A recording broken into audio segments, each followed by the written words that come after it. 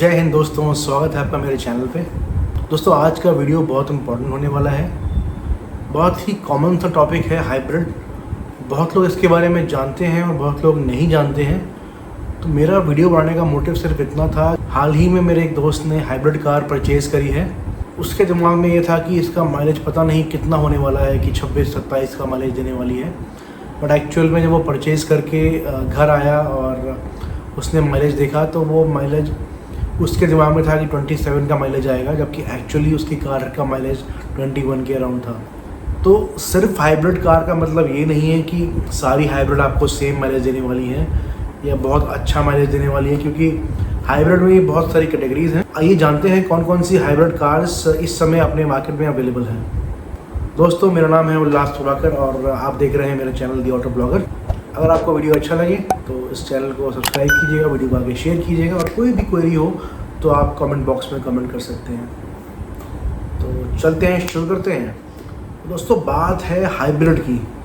Hybrid का मतलब है जहाँ पर दो अलग अलग पावर सोर्सेज अगर हैं आपकी कार में, उसको पावर देने के लिए, तो वो एक तरह से हाइब्रिड हो गई। यूजुअली हाइब्रिड टर्म हम यूज़ कर रहे हैं जहाँ पर इंटरनल कंबस्शन इंजन है और जहाँ पर इलेक्ट्रिक मोटर है। और पहला पावर सोर्स हमारा आपको पता ही है, एज यूजुअल कन्वेंशनल आपका इंजन, दी इंटरनल कंबस्शन इंजन इसको हम बोलते हैं। आपका पेट्रोल इंजन हो सकता है या फिर ये डीजल इंजन भी हो सकता है। एक हाइब्रिड कार की कॉस्ट ऑलरेडी काफ़ी हाई होती है, तो अगर उसमें हम पेट्रोल की बजाय डीजल इंजन लगाते हैं तो वो उसकी कॉस्ट को और अच्छा खासा बढ़ाने वाला है। प्लस क्योंकि डीजल इंजन थोड़ा हैवी होता है तो थोड़ा सा माइलेज में आपको फिर कट डाउन करना पड़ता है। तो मान लीजिए पेट्रोल इंजन आपका लगा हुआ है। जब पेट्रोल इंजन चलता है तो आप उससे आपकी कार मूव होती है और गाड़ी में एक एडिशनल लिथियम आयन बैटरी लगाई होती है। तो जितनी बार आप ब्रेक मारते हैं उतनी बार रीजनरेटिव ब्रेकिंग से लिथियम आयन बैटरी चार्ज होती है। हम एग्जांपल से समझ लेते हैं, मारुति की कार आ रही है, उसमें आपने सुना होगा स्मार्ट हाइब्रिड।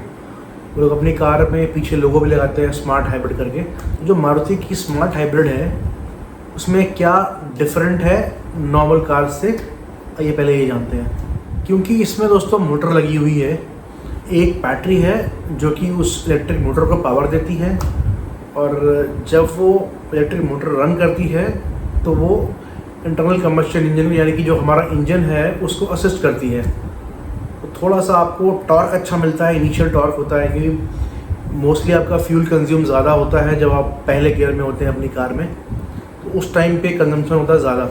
तो उस टाइम पे अगर आपको थोड़ा टॉर्क में असिस्ट कर दे कोई चीज़ अलग से, तो एक मोटर होती है हल्का सा टॉर्क में असिस्ट करती है।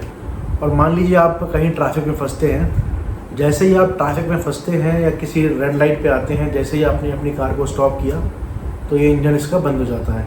और जैसे ही आप दोबारा से रेस देंगे तो इंजन अपने आप दोबारा स्टार्ट हो जाता है। तो ये स्टॉप एंड गो जो ड्राइविंग होती है वहाँ बहुत काम आता है।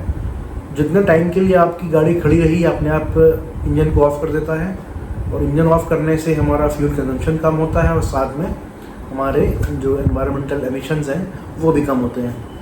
तो जैसा मैंने आपको बताया पहले कि इंजन भी है और मोटर भी है, दोनों को कंट्रोल करने के लिए कि किससे पावर लेनी है, उस चीज़ को मॉनिटर करने के लिए या कंट्रोल करने के लिए हमारे पास होता है पावर कंट्रोल यूनिट, जो कि ये डिसाइड करता है कि मुझे कब इंजन से पावर लेनी है या मोटर से लेनी है या दोनों से लेनी है। तो आइए पहले जानते हैं कि हाइब्रिड कार्स एक्चुअल में कितनी तरह की होती हैं। दोस्तों पहला हमारा है पैरेलल हाइब्रिड। तो पैरेलल हाइब्रिड्स में क्या होता है कि हमारा इंजन और मोटर दोनों ही ट्रांसमिशन से लगे हुए होते हैं। मतलब आपकी जो व्हीकल को पावर मिलने वाली है वो इंजन से ही मिल सकती है और वो आपको मोटर से ही मिल सकती है। ये तो हो गया पैरेलल हाइब्रिड। दोस्तों अब जानते हैं सीरीज हाइब्रिड कार्स के बारे में। सीरीज हाइब्रिड में क्या होता है कि हमारा इंजन करंट करते हैं मोटर के साथ, और मोटर है उसको हम जोड़ते हैं आपके ट्रांसमिशन के साथ।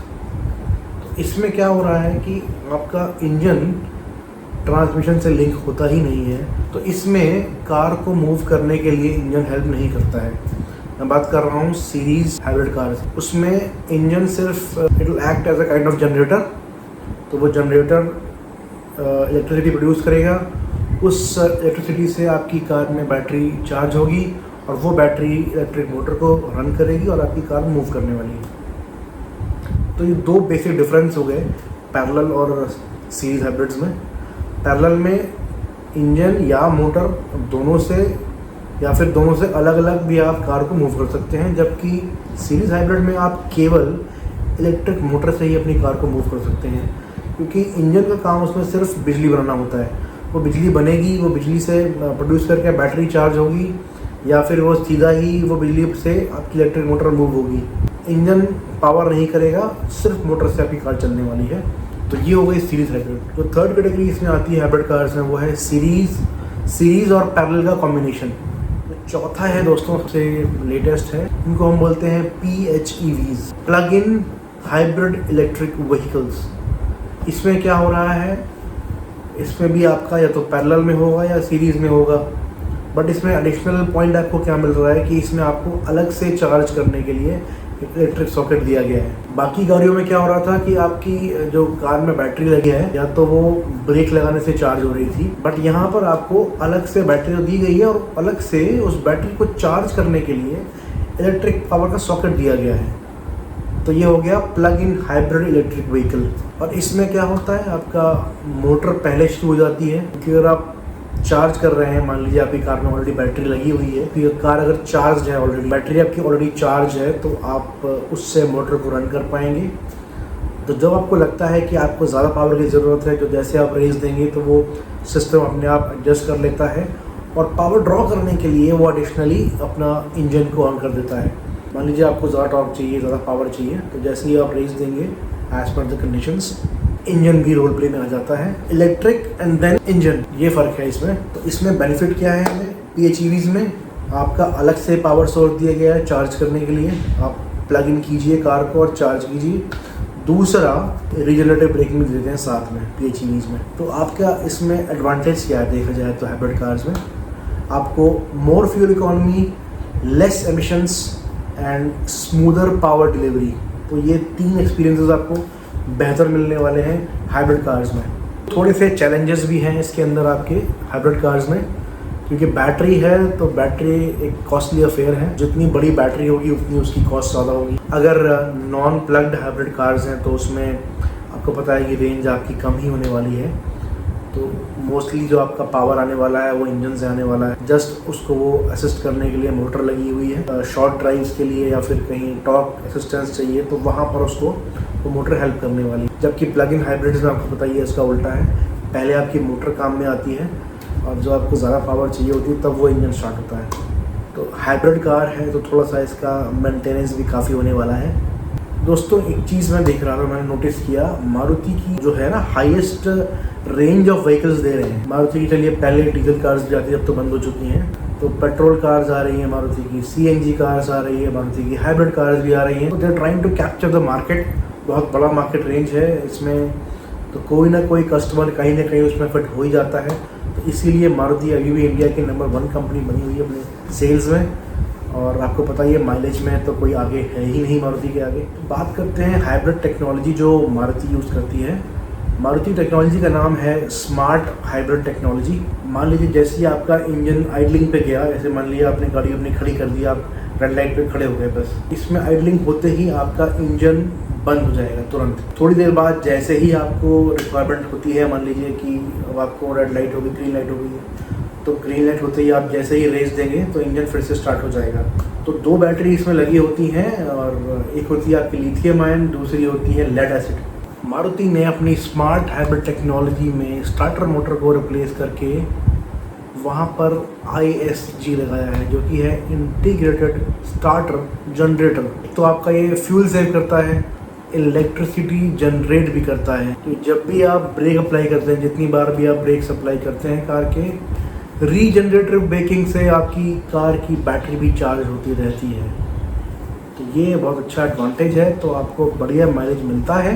ये कार्स देख पाएंगे, ये सारी कार्स आपकी स्मार्ट हाइब्रिड टेक्नोलॉजी में आती हैं। बात करते हैं दूसरी टेक्नोलॉजी की, इंटेलिजेंट इलेक्ट्रिक हाइब्रिड। अभी फ़िलहाल इसमें सिर्फ 2 ही कार्स आती हैं। जो ये इंटेलिजेंट इलेक्ट्रिक हाइब्रिड है, इसको हम कह सकते हैं फुल हाइब्रिड। आपकी जो कार है वो प्योर EV मोड में भी काम कर सकती है और प्योर इंजन मोड में काम कर सकती है। अब बात करते हैं लोगों ने गलती कहाँ करी। मेरे फ्रेंड ने ब्रेजा खरीद ली, उसने किसी और टेक्नोलॉजी में देखा था मारुति की कार का माइलेज 26 दिखा रहा है, जबकि उसने बाद में देखा कि खरीदने के बाद अगर स्मार्ट हाइब्रिड है तो मतलब 26 का माइलेज देगी, जबकि ऐसा नहीं। अगर आप स्मार्ट हाइब्रिड वाली कार लेते हो तो आपकी ब्रेजा का माइलेज आता है 21 के अराउंड, और जबकि जो नई गाड़ी आई है मारुति की उसका माइलेज 27 के अराउंड जा रहा है। वो स्मार्ट हाइब्रिड नहीं है, वो इंटेलिजेंट इलेक्ट्रिक हाइब्रिड के अंडर आती है। तो आपको ध्यान देना है कि स्मार्ट हाइब्रिड ले रहे हैं कि इंटेलिजेंट इलेक्ट्रिक हाइब्रिड ले रहे हैं, दोनों में बहुत फ़र्क है और कॉस्ट का डिफरेंस तो है ही है। दोस्तों मेरा अगला वीडियो आने वाला है कंपैरिजन के ऊपर कि आज की डेट में अगर आप 2023 में कार खरीदने की सोच रहे हैं तो कौन कौन सी कार्स आप ले सकते हैं। आपके पास पेट्रोल का ऑप्शन है कि आप पेट्रोल गाड़ी ले लें, आपके पास सीएनजी लेने का ऑप्शन है कि आप सीएनजी कार ले सकते हैं, आपके पास इलेक्ट्रिक कार लेने का ऑप्शन है आप ले सकते हैं, या फिर आपके पास हाइब्रिड कार लेनी है आप ले सकते हैं। तो 4 तरह के ऑप्शंस आपके पास अवेलेबल हैं। इस टाइम 2023 में आप कार लेने वाले हैं तो आपके पास ये 4 ऑप्शंस अवेलेबल हैं। तो मैं आपको हेल्प करूंगा कि कौन से केस में आपको कौन सी कार लेनी चाहिए। तो बने रहिए इस चैनल में दोस्तों, नेक्स्ट वीडियो आने वाला है, बहुत बढ़िया कंटेंट लेकर के आऊँगा। आप याद करेंगे कि हाँ ये मुझे किसी ने गाइड किया था और मुझे सही गाइड किया था। मेरा सिर्फ मोटिव है कि आप एक इन्फॉर्म डिसीजन लें, आपको कोई बेवकूफ़ ना बना पाए, ना कार डीलर ना कोई कंपनी, आपको पता हो कि आप क्या चीज़ ले रहे हैं। दोस्तों उम्मीद करता हूँ वीडियो पसंद आया होगा, पसंद आया हो तो चैनल को सब्सक्राइब कीजिए और वीडियो को शेयर कीजिए, लाइक भी कीजिएगा और कमेंट भी आप कर सकते हैं। दोस्तों मिलते हैं अगले वीडियो में, धन्यवाद।